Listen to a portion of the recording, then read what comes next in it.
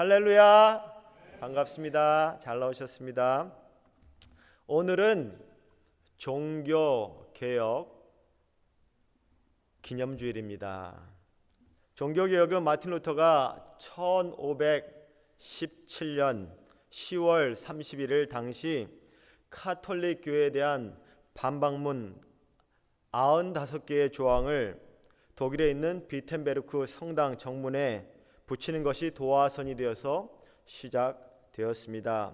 그러니까 올해는 종교개혁이 시작된 지 507주년이 되는 해입니다. 오순절날 성령께서 강한 바람과 불의 혀에 갈라지는 것처럼 그렇게 내려오셔서 정말 예수님 부활하시고 또 승천하시고 그 열흘 동안 예루살렘 마가의 다락방에서 간절하게 한 마음으로 정말 남녀노소할 것 없이 간절하게 정말 하나님께서 약속하신 그 성령을 기다리며 기도했을 때 그 약속이 이루어졌어요. 간절히 기도하는 모든 사람에게 한 사람도 예외 없이 성령이 임했는데 성령 충만을 그렇게 받고 정말 하늘의 그런 언어로 방언으로 기도도 하고 성령이 충만해서 이제 그토록 예수님을 죽였던 저 종교 지도자들, 유대인의 종교 지도자들, 그리고 로마의 군사들이 너무나 무서워가지고 벌벌벌 떨어가지고 문을 잠그고 뒤에 숨고 막 그랬던 그런 사도들이 이제 문을 박차고 담대히 거리로 정말 나가가지고 예수는 메시아다, 예수는 그리스도다, 이 예수님을 믿어야 너희가 죄를 용서받고 구원을 얻습니다. 그러고 담대히 외쳤습니다. 그 결과 초대교회가 탄생되었습니다. 초대교회가 탄생하고 1500여 년이 지나는 동안에 사람들은 교회의 예수님의 가르침, 초대교회의 그 열심이었던 그런 모이기에 힘썼던 그런 정신, 그 신앙을 점점점 잊어버리고 사회에서 그 영향력을 잃게 되었습니다. 그래서 교회는 다시 한번 개혁의 필요성을 말하지 않을 수 없게 되었습니다. 종교개혁을 영어로 Reformation이라고 합니다. 폼을 다시 잡는 것, 요즘 옷을 맡기는 세탁소에서 리폼 한다는 말을 많이 하죠. 개혁이란 잘못된 것을 개선해 나간다는 것입니다. 혁명이 뒤집는 것이라면 개혁은 고치는 것, 곧 처음 것을 다시 찾는 것을 의미합니다. 세속 신앙에서 초대교회의 신앙으로 돌아가자는 것을 말합니다. 본질로 돌아가자는 것을 말하는 것입니다. 초대교회의 특징은 모이기에 힘썼습니다. 뜨겁게 기도했습니다. 열심으로 말씀을 배우고 순종하는 삶을 살았던 교회가 초대교회입니다. 그리고 어떠한 핍박을 있더라도 두려워하지 않고 오히려 그 이름, 그 예수의 이름 때문에 고난받는 것을 두려워하지 않고 오히려 기쁘게 여기고 당연하게 여기고 그리고 영광스럽게 여겼던 그런 신앙생활을 한 사람들이 초대교회의 성도들이었습니다. 초대교회는 성도 간의 돌봄을 실천한 그런 교회입니다. 하나님의 사랑을 행함으로 실천해가지고 나누어주는 교회가 초대교회고, 그리고 그 초대교회는 정말 서로 나눔이 실질적으로 실천되었기 때문에 그 교회에 속한 사람들이 정말 부족함도 한 사람도 부족함이 없었다고 합니다. 그런데 세월이 흘렀고 교회는 점점 더 세속화되고 교회로서의 본분은 다하지 못하게 되었습니다. 그 결과 교회는 세상에서 영향력을 잃게 되었고 마치 짠맛을 잃은 소금처럼, 그래서 바깥에 버리어 사람들의 발에 밟히는 그런 소금과 같이, 정말 다 그런 건 아니지만 오늘 21세기에 정말 예배드리고 신앙생활하는 많은 교회들이 그렇게 세상에서 짠맛을 잃은 소금처럼 그렇게 신앙생활을 하고 있습니다. 15세기 교회 타락의 원인은 첫 번째로 교황들의 권력의 남용이었습니다. 정말 교황들이 자신들이 사람들의 죄를 용서해 줄 수 있다는, 하나님만이 사람들의 죄를 용서해 줄 수 있는데 자신들이 사람들의 죄를 용서해 줄 수 있다고 그렇게 잘못된 가르침을 가르쳤습니다. 그래서 면죄부라는 것을 팔았어요. 면죄부, 인덜전스 그런 것을 팔아가지고 정말 가톨릭 교회는 정말 이 땅에 살다가 죽으면 천국 가기 전에 지옥 비슷한 그런 기다리는 장소, 연옥이라는 퍼게토리라는 곳에 그렇게 가게 되는데, 그곳은 완전 지옥은 아니지만 그곳에서 정말로 사람들이 돈을 내고 헌금을 더 많이 하면 거기에서 정말 죄가 씻음 받아 가지고 천국으로 갈 수 있다고, 정말 그렇게 말하는 것도 잘못된 것인데 교황이 그렇게 할 수 있는 권리가 있다고, 오토리티가 있다고 그렇게 잘못 가르쳤습니다. 그런데 그 실지 이유는 그때 당시 많은 교황들이 자기의 이름을 걸고 성당을, 교회를 건축하기 있었기 때문에 건축 자금을 마련하기 위해서 그렇게 말도 안 되는 거짓말로 사람들을 속이고 그렇게 돈을 모았어요. 그때 당시 아주 유명한 종교 사기꾼이 있었는데 그 사람의 이름은 요한 테첼이라는 사람입니다. 테첼은 면죄부를 사는 사람 모두가 자신들이 저지른 죄는 물론 미래의 죄까지 면죄받을 수 있을 뿐 아니라 돌아가신 부모와 친지까지의 죄도 면죄받을 수 있다고 말하면서 많은 돈을 거둬들였습니다. 그는 손바닥에 불을 지지는 퍼포먼스를 펼쳐서 사람들을 일단 놀라게 한 다음 이렇게 말했습니다. 당신들은 낳아준 부모와 그리운 친척들을 돈 몇 푼이면 연옥에서 구해낼 수 있는데, 이 뜨거운 불꽃의 고통에서 건져낼 수 있는데 어찌 돈을 아낀단 말인가 라고, 이렇게 우리들이 정말 지금 들으면 웃기는 일이죠. 근데 그 당시 사람들은 성경을 몰랐어요. 왜냐하면 교황이 모든 성경은 라틴어로 돼 있고 자기들만 알지 그거를 독일어로 영어로 번역을 못하게 했어요. 그러니까 성경에 하나님의 말씀에 무지한 그런 일반 성도님들은 그거를 진짜로 믿고 그렇게 정말 헌금을 했다는 거예요. 그 사람은, 요한 테첼이라는 사람은 심지어 돈을 많이 내는 사람은 빨리 죄가 사함 받아가지고 빨리 교황이 빨리 천국에 보내줄 수 있다고, 조금 내면은 좀 천천히 내고 빨리 내면은 빨리 하늘로 슉 보내줄 수 있다고 그렇게 그냥 뻥을 친 거죠. 뻥을 치고 사람들은 그걸 속고 그렇게 헌금을 했다고 그래요. 이런 이유 때문에 그 당시 천주교의 신부였고 독일 비텐베르크 대학에서 성경을 가르쳤던 마틴 루터는 천주교의 잘못된 종교적 관행과 교황들의 횡포를 95개의 항목에 넣어서 비텐베르크 성당의 그 정문에 붙였고, 이 글이 인쇄되어서 유럽 전역에 얼마나 빠르게 퍼졌는지 몰라요. 그때 인쇄술이 발달된 이후이기 때문에 그게 빠르게 카피가 돼가지고 인쇄돼가지고 정말 마치 산불이 강한 바람을 타고 급하게 번지듯이 이런 마틴 루터의 95개의 조항이 유럽 전역에 빠르게 퍼졌습니다.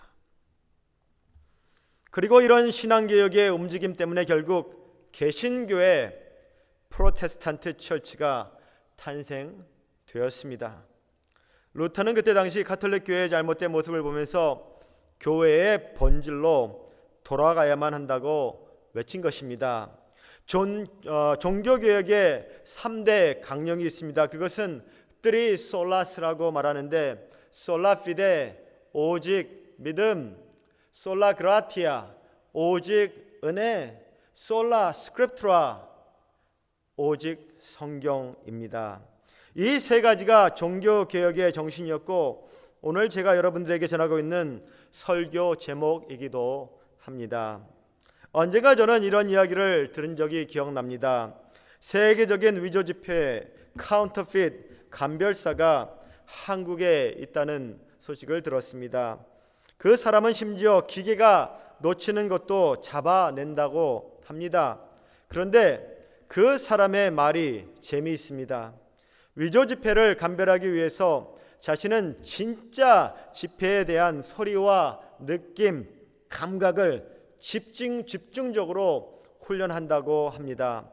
왜냐하면 진짜가 어떻게 생겼는지 알면 가짜 지폐를 알아내는 것은 그리 어려운 일이 아니라고 말하는 것을 듣고 정말 그 사람의 말이 일리가 있다고 생각했습니다. 오직 믿음, 오직 은혜, 오직 성경, 이 세 가지에 집중하는 것은 비유적인 의미에서 진짜 지폐가 어떻게 생겼는지를 배우는 신앙의 훈련과 같습니다.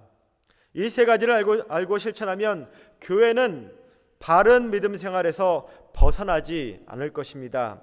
그리고 이 세상과 사탄의 유혹을 이기고 세상을 복음의 능력으로 변화시키는 그런 능력 있는 교회가 될 수 있습니다. 아멘. 첫 번째로 오직 믿음입니다. 오늘 본문인 말씀인 로마서 1장 17절을 함께 읽겠습니다. 복음에는 하나님의 의가 나타나서 믿음으로 믿음에 이르게 하나니 기록된 바 오직 의인은 믿음으로 말미암아 살리라 함과 같으니라. 아멘. 이 말씀의 뜻은 하나님께로부터 오는 의는 처음부터 끝까지 믿음으로 얻을 수 있다는 것입니다. 성경에서 의는 righteousness는 하나님과의 올바른 관계의 회복을 통해서만 이루어질 수 있다는 뜻으로 사용됩니다. 의로운 사람, 의인, 단순히 착한 사람, 도덕적으로 양심적으로 올바로 사는 사람을 말하고 있지 않습니다. 구약 성경 하박국 2장 4절을 함께 읽겠습니다. 보라, 그의 마음은 교만하며 그 속에서 정직하지 못하나 의인은 그의 믿음으로 말미암아 살리라. 그러면 우리들이 어떻게 의인이 될 수 있습니까? 우리 모두는 아담과 하와 이후로 죄인으로 죄성을 가지고 이 땅에 태어나서 살고 있습니다. 그런데 어떻게 우리가 하나님께 의인이 될 수 있단 말입니까? 어떻게 하면 하나님과 올바른 관계를 맺을 수 있습니까?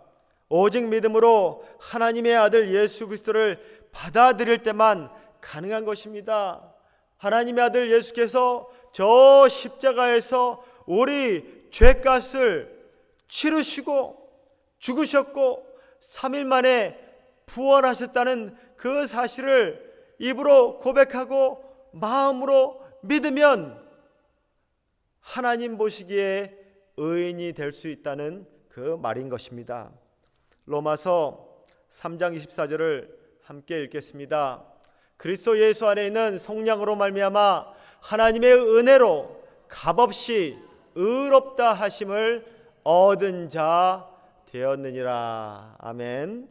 그렇습니다. 예수 그리스도가 우리의 죄값을 갚으시려고 십자가에서 피를 흘리셨고 부활하셨습니다. 이 사실은 우리의 입으로 고백하고 마음으로 믿으면 우리들은 하나님 앞에서 의인으로 여겨질 수 있습니다. 에베소서 2장 8절부터 9절까지를 함께 읽겠습니다. 너희는 그 은혜에 의하여 믿음으로 말미암아 구원을 받았으니 이것은 너희에게서 난 것이 아니요 하나님의 선물이라. 행위에 난 것이 아니니 이는 누구든지 자랑하지 못하게 함이라 라고 사도 바울께서 에베소서에서 분명히 말씀하고 계십니다. 우리가 아무리 선한 일을 많이 하고 아무리 양심적으로 도덕적으로 살아도 우리의 노력으로 우리의 행함으로 우리가 하나님의 정말 그 죄값을 우리가 속량받을 수는 없습니다. 그래서 사도 바울은 구원은 하나님의 선물입니다. 너에게서 난 것이 아니라고, 행위에게서 난 것이 아니고 누구든지 자랑할 수 없노라라고 분명히 말씀하고 있습니다. 그런데 루터가 살고 있는 그 당시 카톨릭 교회 교황들은 면죄부를 팔면서 정말 자신들이 연옥에 있는 사람들을 죄를 사하여 줘가지고 천국에 보낼 수 있다고 그렇게 거짓말을 쳤어요. 95개조 반박문 95 thesis 중에 두 가지를 제가 소개해 드리려고 합니다. 6번째 조항, 교황은 하나님께서 죄를 사하셨다는 것을 선언하거나 혹은 시인하는 것 외에는 어떤 죄도 사할 힘이 없다라고 마틴 루터가 말했어요. 86번 조항, 또한 오늘날 제일 부자의 재산보다도 더 많은 재산을 가진 교황이 가난한 신자의 돈으로 행하는 대신 차라리 자기의 돈으로 성 베드로 교회당쯤은 세울 수 있지 않는가? 라고 말했어요. 두 번째로 오직 은혜입니다. 은혜는 자격이 없는 자에게 주어지는 하나님의 사랑을 말하고 있습니다. 그래서 에베소서 2장 7절 8절에 이는 그리스도 예수 안에서 그 은혜의 지극히 풍성함을 오는 세대에 나타내려 함이라. 너희는 그 은혜에 의하여 믿음으로 구원을 받았으니, 에베소서 1장 7절에도 우리는 그리스도 안에서 그의 은혜의 풍성함을 따라 그의 피로 말미암아 속량 곧 죄사함을 받았느니라 하면서 거듭 반복해서 우리가 하나님의 그 풍성한 은혜로 말미암아 예수의 피로 말미암아 우리의 죄값이 치러졌고 정말 우리가 구원을 받았다고 사도 바울은 거듭 강조하고 있습니다. 하나님의 풍성한 은혜로 하나님의 사랑을 받을 자격이 조금도 없는 우리들을 사랑하셔서 하나님이 인간의 몸으로 이 땅에 오셔서 사랑과 섬김의 삶을 실천하시다가 결국에는 저 십자가에서 피를 흘리시고 우리 죄를 대신해서 참혹한 그 십자가 처형을 당하신 거예요.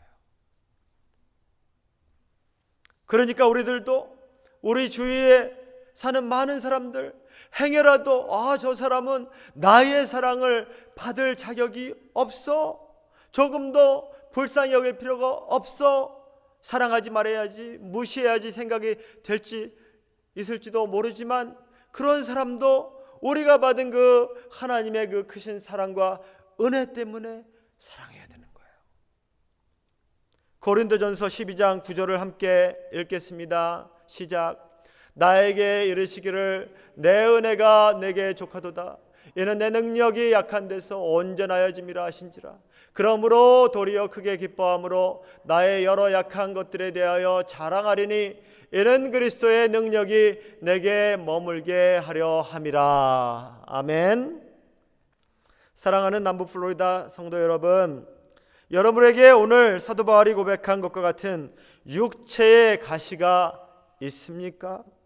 어느 누구도 그 가시를 사랑하거나 즐기는 사람은 없습니다.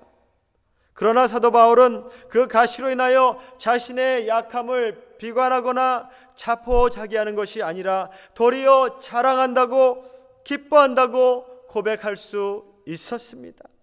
왜냐하면 자신의 약함이 도리어 그리스도의 강하심을 의지하고 드러내는 도구로 사용될 수 있다는 그 사실을 깨달았기 때문에 그런 것입니다. 하나님이 바울에게 말했죠. 내 은혜가 내게 족하도다.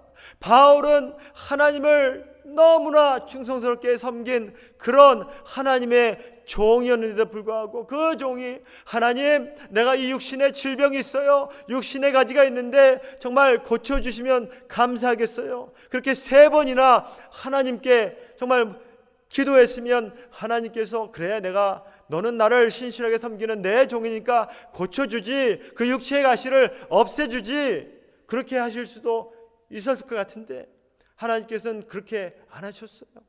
바울의 어려운 환경을, 그가 당하는 그 고통을 없애주시는 대신 내 은혜가 내게 족하다라고 대신 말씀하셨습니다.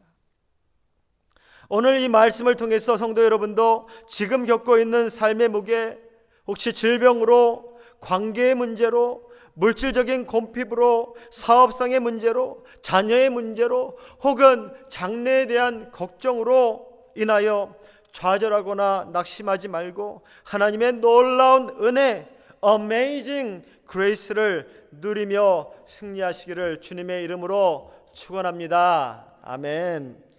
우리 나 같은 죄인 살리신 그 찬송 305장에 있는데 1절과 3절을 한번 부르겠습니다. 감사합니다. 나 같은 죄인 살리신 305장.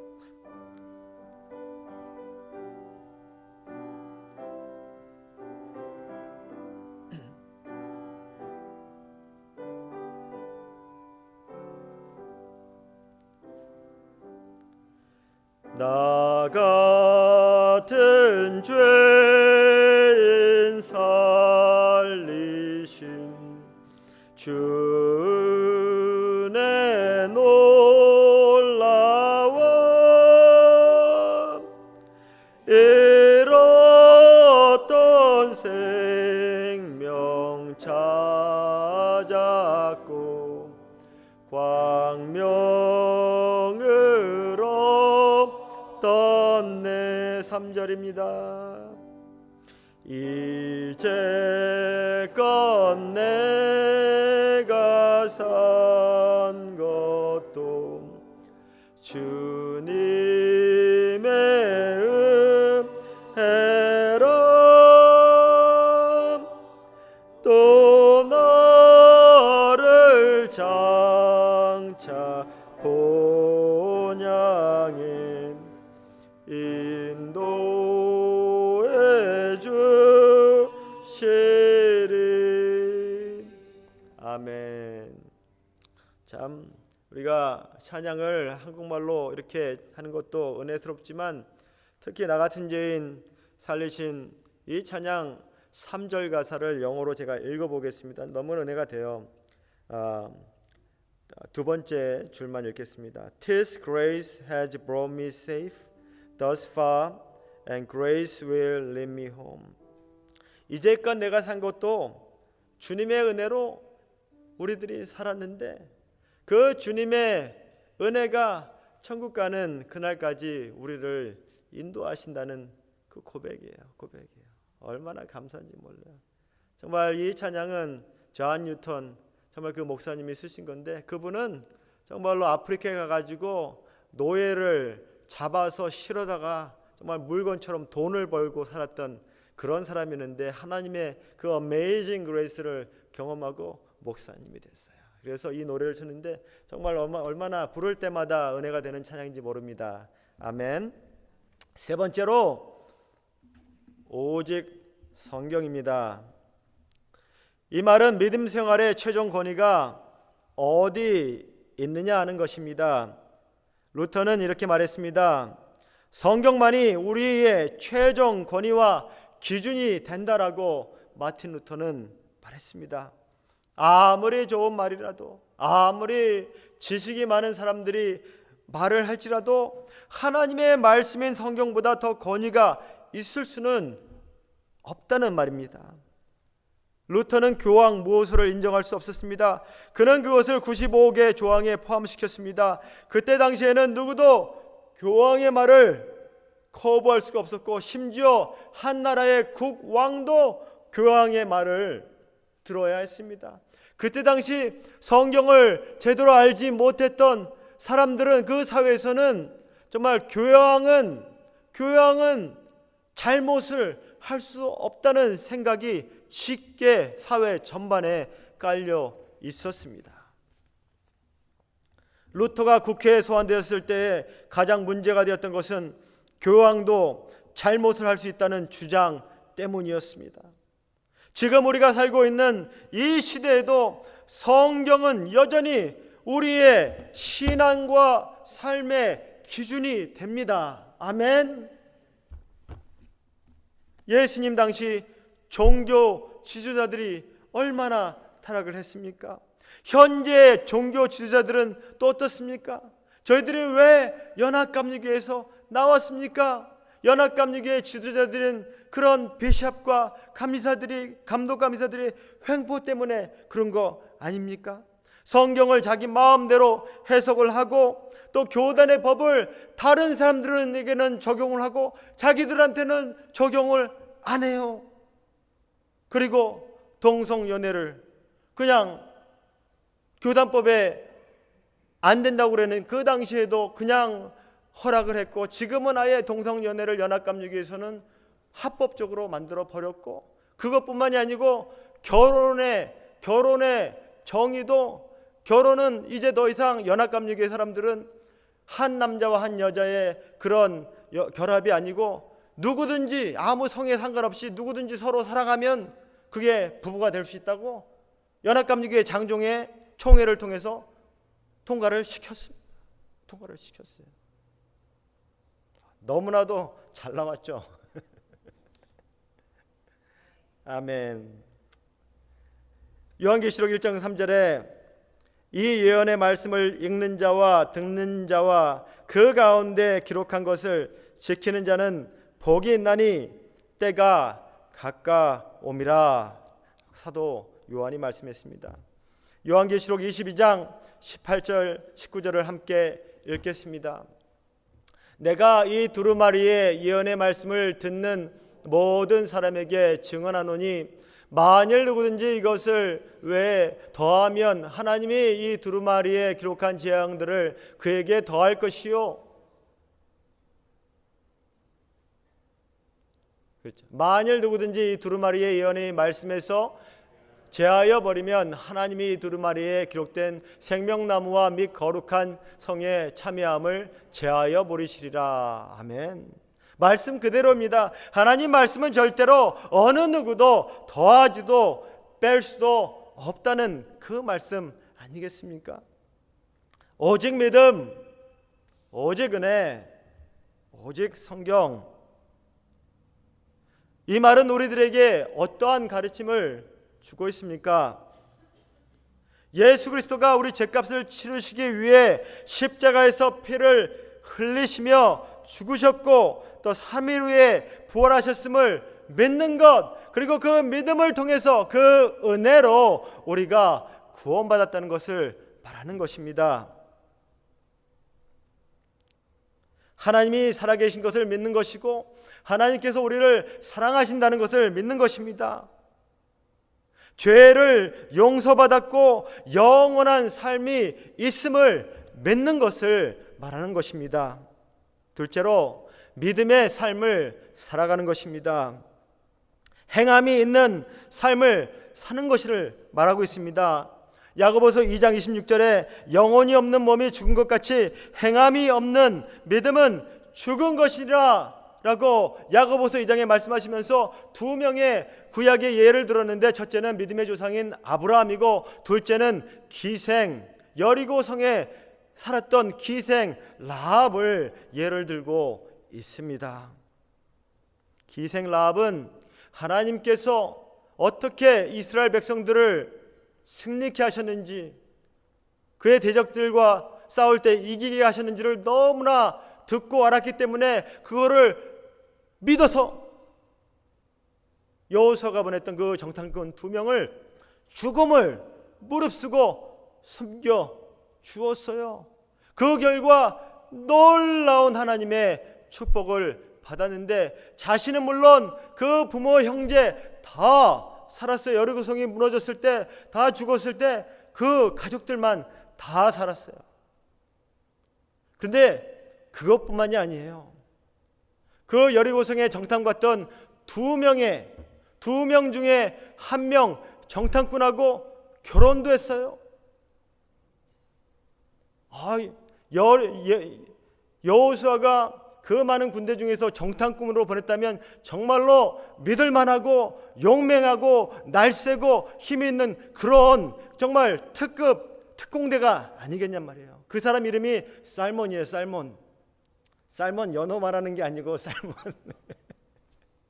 살몬이에요. 살몬. 정말로 생명도, 가족의 생명도 구원하고 하나님의 말씀을 믿고 순종했기 때문에 기생으로 살면서 그렇게 정말로 죄를 지며 살던 그 인생이 용맹한 유대인 그런 특공대 요원에게 결혼해가지고 아이를 낳고 그 아이가 낳는데 이름이 마태복음 1장에 보면 보아스래요. 보아스 누군지 아시죠? 룻기에 나오는 룻의 허스밴이에요. 보아스. 그리고 또 그들이 자녀를 낳는데 오벳이고, 또 오벳이 자녀를 낳는데 이새고, 이새가 자녀를 낳는데 그 중에 막내가 누구예요? 다윗 왕이에요. 또 다윗의 자녀 중에 한 명이 누구예요? 솔로몬 왕이에요. 그리고 정말 많은 세대가 지나고 요셉과 마리아를 통해서 성령으로 잉태된 분이 누구예요? 우리의 구원자 예수 그리스도입니다. 아멘.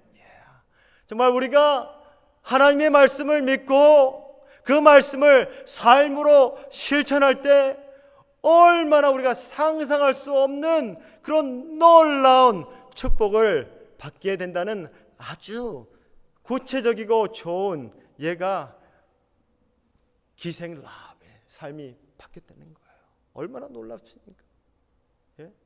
안 믿었으면 여리고성에 사는 다른 사람들처럼 그냥 기생으로 살다가 다 식구들도 함께 다 죽었을 텐데 가족도 살리고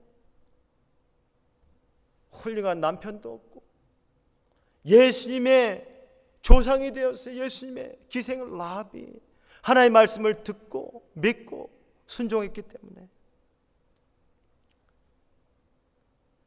또 말씀이 내 삶의 최고의 권위가 되고 기준이 되는 그 삶, 얼마나 하나님의 말씀을 내가 사모하는가 베드로를 통해서 배울 수 있어요. 베드로전서 2장에 너희는 갓난 아이와 같이 신령하고 순전한 젖을 사모하라 그랬잖아요. 갓난 아이 같이.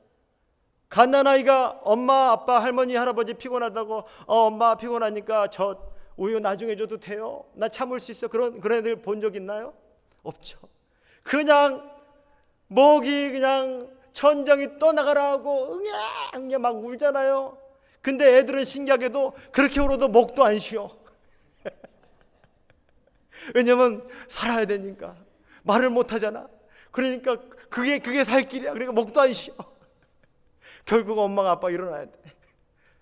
보통 엄마들이 일어나죠. 저도 안 일어났어요.